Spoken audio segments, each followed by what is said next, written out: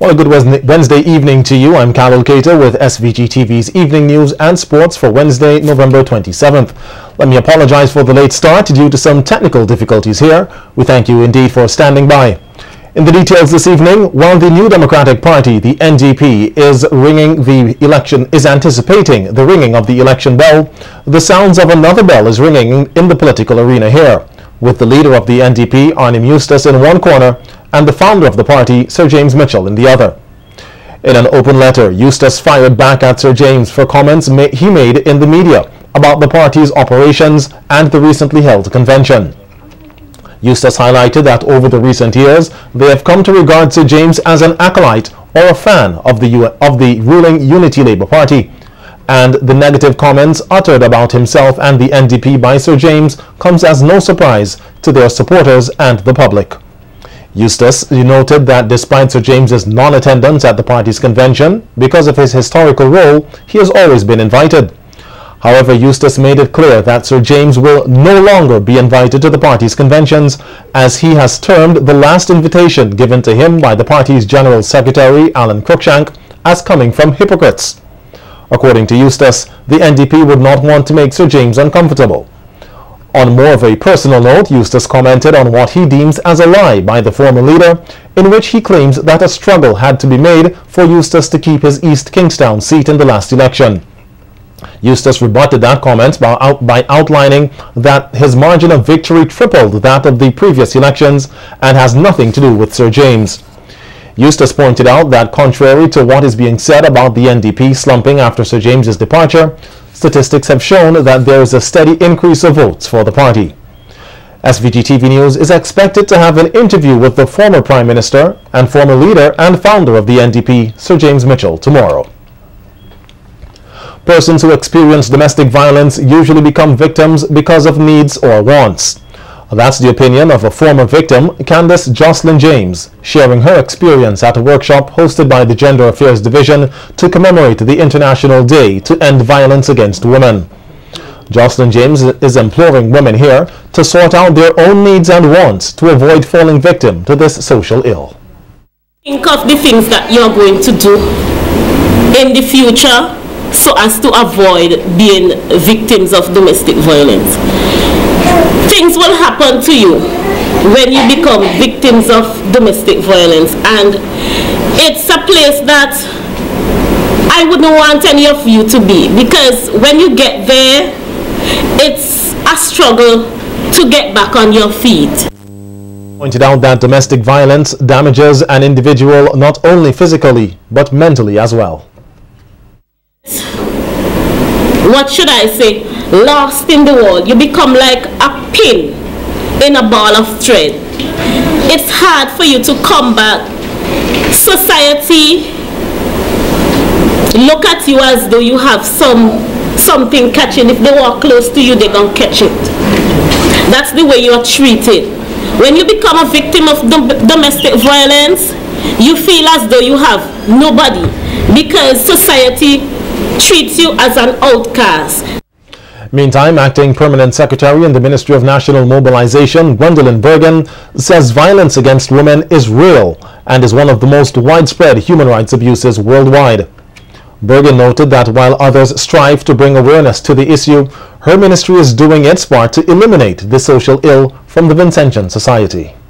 Today, this ministry, the National Mobilization Ministry, has responded to this clarion call by hosting this event, which aims to sensitize all participants and to reiterate the need to end violence against women in St. Vincent and the Grenadines. She further outlined that in every country, women and girls are suffering from widespread violence in multiple forms, and this sort of behavior must not be condoned here or elsewhere. Violence takes place in many areas, in homes, on the street, in the school, at the workplace, among others.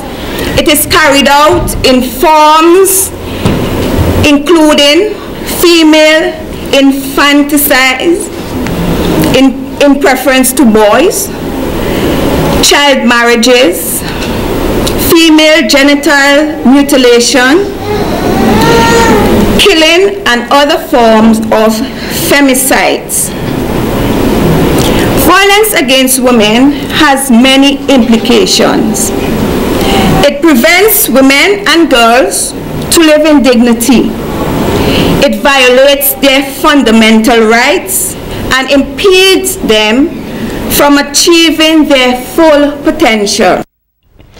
CARDI, in collaboration with AICA and the Ministry of Agriculture, continues to look at ways to improve the value of the sweet potato grown here. A project is now being implemented dubbed Multiplying and Evaluating Roots and Tubers, in particular cassava, sweet potato and yam varieties suitable for value addition. A series of taste tests will commence tomorrow at various locations to determine the acceptability of new varieties of sweet potato among consumers for the making of potato chips and as a staple in the diet.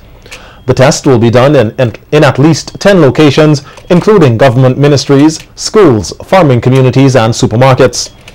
Coordinator of this activity, Wendy Michael, food technologist in the Ministry of Agriculture, according to her, the 5 varieties of sweet potato will be used in the test will be used to test for acceptability of color, texture, taste and overall appearance. Michael indicated that the locations and participants have been carefully chosen in an effort to create early awareness and the marketing potential of the local product.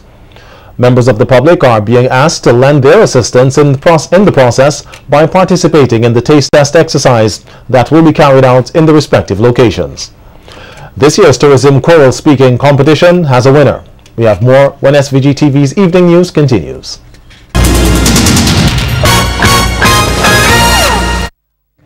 Welcome back to the Evening News. We're still on the local scene. The Lomond's Leeward Primary School topped this year's Tourism Choral Speaking competition held on Tuesday at the Peace Memorial Hall. The C.W. Prescott finished second, with third place going to the Beckway Anglican Primary. Fourth, fifth and sixth positions all went to the schools of Lodge Village, Connery and Clear Valley respectively. Parliamentary Secretary in the Ministry of Tourism, Luke Brown, commended all the participants in the competition for an exceptional performance. I think that St. Vincent and the Grenadines is a magnificent place, and the students express that themselves in their presentations.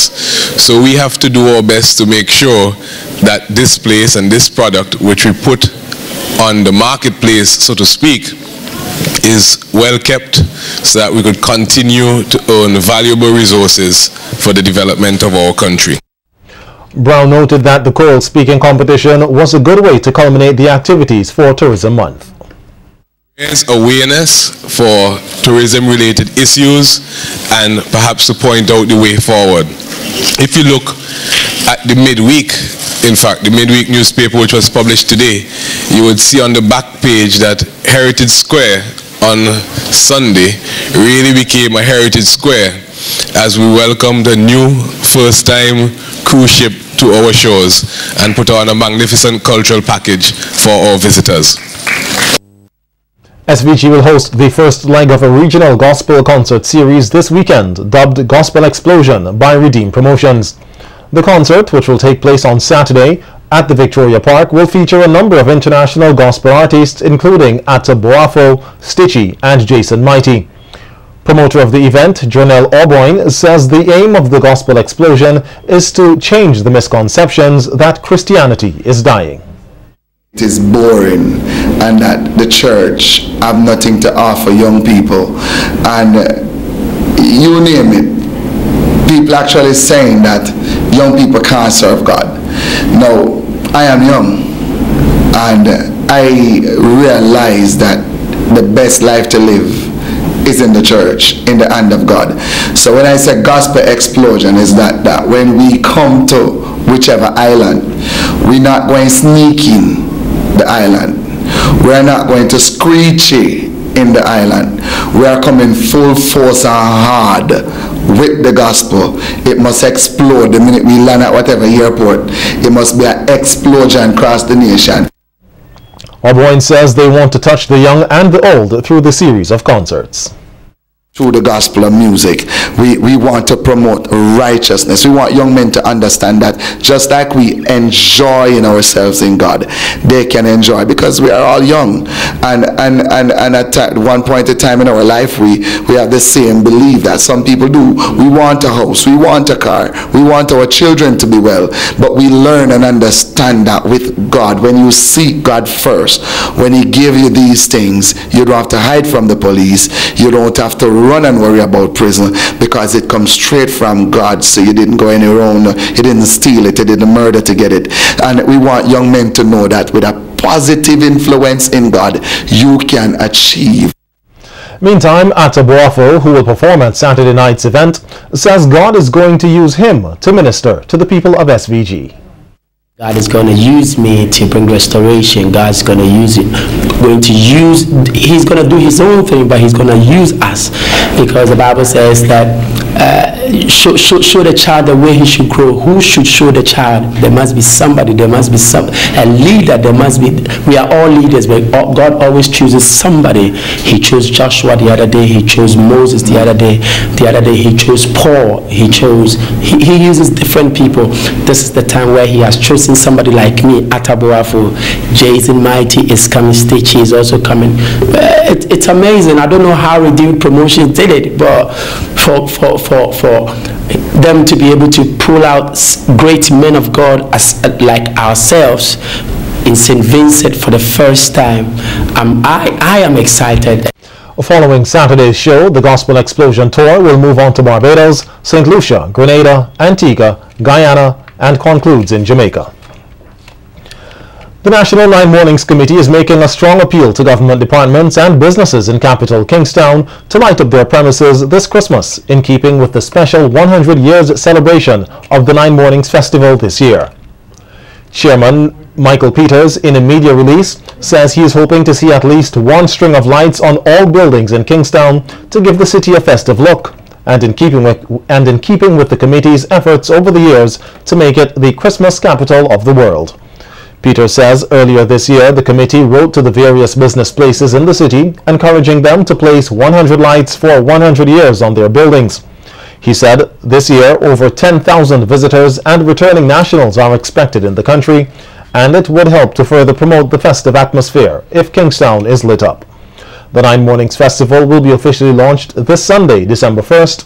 The proceedings are expected to begin at 6 p.m. with a street parade followed by the lighting of Heritage Square. The 2013 9 Mornings Festival is being held under the theme celebrating 100 years of a unique Vincentian tradition. Jamaica plans immigration talks with Trinidad and Tobago. We have news from the region when we return.